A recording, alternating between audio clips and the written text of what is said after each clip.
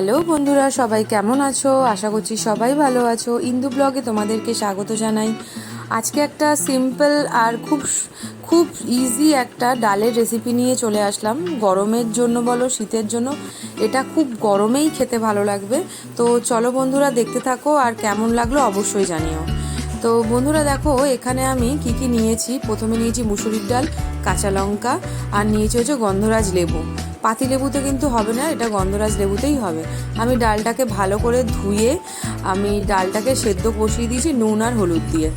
দেখো, ভালো করে ডালটাকে সেদ্ধ করেছি, মানে একেবারেই যেন গলে না যায়, কারণ আমি ডালের মধ্যে কাটা দেব, মানে যে ডাল ঘুটে যে ডাল ঘুটুনি যেগুলোকে বলে, ওগুলো দিয়ে করব বলে আমি ডালটাকে ঠিক এরকম করে রেখেছি।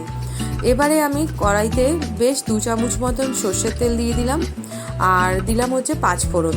তোমরা চাইলে এখানে রাঁধুনি ফোড়নও দিতে পারো, সেম টেস্ট আসবে। আর দিয়ে দিলাম হচ্ছে কাঁচা লঙ্কা আর শুকনো লঙ্কা। একটুখানি লঙ্কার গন্ধটা বেরোনোর পরে আমি দিয়ে দেবো হচ্ছে যে সেদ্ধ যে করে রেখেছিলাম নুন আর হলুদ দিয়ে সেই ডালটা। এটা একদমই সোজা আর খুব তাড়াতাড়ি হয়ে যায়। যদি মনে করছো ঘরে কিছু নেই, শুধু ডালটা করে ডালটা দিয়েই ভাত খাবে, সাথে একটু আলু ভাজা বা পাঁপড় ভাজা, অমৃতের সমান। তোমরা একবার ট্রাই করে দেখো, দেখবে খুবই ভালো হবে। তো দেখো, আর এটাতে মানে যেটা স্পেশাল সেটা হচ্ছে গন্ধরাজ লেবু। আমার কাছে লেবু পাতাটা ছিল না, তোমরা যদি পারো লেবু পাতাও দিয়ে দিও, খুব খেতে ভালো লাগবে। পাতি লেবুতে কিন্তু এটা একদমই ভালো লাগবে না। আমি এর মধ্যে দিয়ে দিলাম হচ্ছে একটা গন্ধরাজ লেবুর হাফ কেটে আমি দিয়ে দিলাম। এরপরে একটু সামান্য চিনি দিলাম, যাতে নুনটা যাতে বোঝা যায়। আর হচ্ছে দিয়ে দিচ্ছি হচ্ছে এবারে ডালটা, যে মানে ডালটা তোমাদের বললাম যে ডালটাকে ঘুরতে হবে ভালো করে, ডালকে ভালো করে কাটা দিয়ে নিলাম, যাতে ডালটা যেন খুব সুন্দরভাবে মিহিভাবে মিশে যায়। আর এটা কিন্তু পুরোটাই খুব পাতলা ডাল হবে, একদম ঘন করো না। দিয়ে দিয়েছি হচ্ছে কতগুলো পাতিলেবু স্লাইস। তোমরা কিন্তু এই পাতিলেবু স্লাইসটা দেওয়ার পর একদমই কিন্তু ফোটাবে না, জাস্ট সাথে সাথে নামিয়ে নেবে।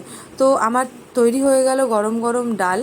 এর সাথে তোমরা পাঁপড় ভাজা, আলু ভাজা করতে পারো। আমি এর সাথে আলুর চোখা করেছিলাম।